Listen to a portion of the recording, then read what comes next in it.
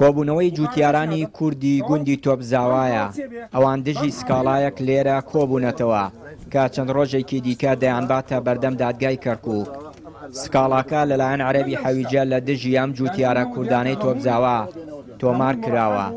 جگە لە گێڕانەوەی زەویە کشتوکاڵەکان داوای قەرەبووی مادیشیان کردووە.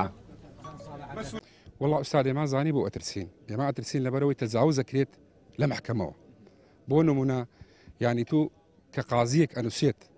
لەسەر جوتیارێکی فەقیر فەلاحێکی فەقیر ئەلێ تۆ دوای دەڕۆشتر نە هەرواش کتابێکە نێرە بە شورتەیەکە شورتەکە دێنێتێ بۆ دەرگا ئەلێکا کە تو دوای هەفتەیەک دەڕۆشتر ئەبێت و بەرامبەر قازی بۆستی.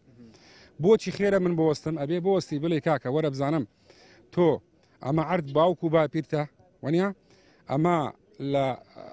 40 ساڵ پێشی ستاکە ئستملا کراوە بە قەرارات مەجلس قیادەتی ثەورە و قەرارات شوڕی شیمال تو هیچ حەقێکت نییە لەسەری بار کراوی هیچ تعویزێک تش وەرنەگرتووە ئەبێ بڕۆی دوای ئەوەش ئەبێ عقد عشایر عەرەبی لەسەرێتی ئەمە زەلامێکە شکاتی لێت کردووە وەرە لە دوای شکاتەکەش هەم عەردەکەت جێبێلا هەمش 400 ملیۆن دینار بدە پێڵێن ئەجر بالمثل. والله ئەگەر حەل بوو بۆ ئێستاکە مەحکەمە بانگی ئێمەی ناکرد ئەوەتانە لە سێ لاوە لە کورد و تورکمان شکات کراوە داوای چیەکەن داوا ئێوەکەن خاوەن گرێبەستەکان تەمان بۆ معلومات گرێبەستەکەش ئەو عەرەبی هاوردە نیە هەر خەڵکیان منطقەیە 57 حەویجەیان هەیە منطقەی حەویجەن خۆ منطقەی هەر کوردی لیانیاوەتە حەویجە کورد عەرەبن بە زەمان سەدامانە زەلامی سەدام بوون ئێستاکە هاتوونەتەوە دووبارە داوای زەویەکانەکەن وەختی خۆی گرێبەستیان هەبوو ئێستاکە داوای زەویەکانەکەنەوە نەکردە داوای قەرەبووشەکەن ینی پارێکی زۆر 400 ملیۆن 500 ملیۆن وەکووا بینیتان خۆتان سەر مانگە بێ بچینە مەحکەمە بزانین مەحکەمە چیمان بۆ کات. سەدان دووەنم زەوی کشتوکاڵی لە سنووری کەرکووک و ناوچەکانی دیکەی دەرەوە ئیدارەی هەرێم لە نێوان کورد و عەرەب و تورکمان کێشەیان لەسەرە هەرەمەش وای کردووە لە کاتی وەرزی کێڵان و دروێنە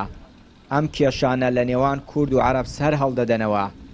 پارێزەرێکیش پێی وایە دەتوانن لە ڕێگەی یاساوە کار بۆ گێڕانەوە و چارەسەرکردنی کێشەی زەویە کشتوکاڵەکان بکەن. اینجا ئێمە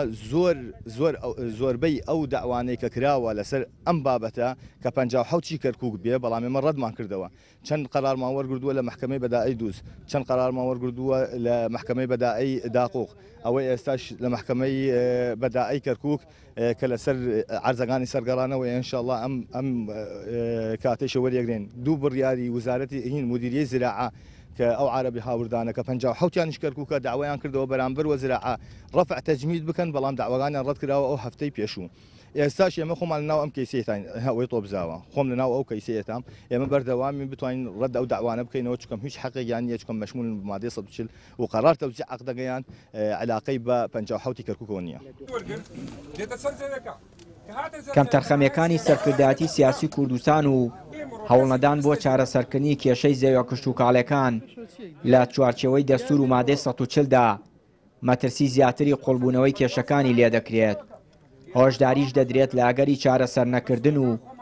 بنەبەڕنەکردنی ئەو کێشانە کێشەی نێوان جوتیارانی کورد و عەرەب بەرەو ئاقاری مەترسیدارتر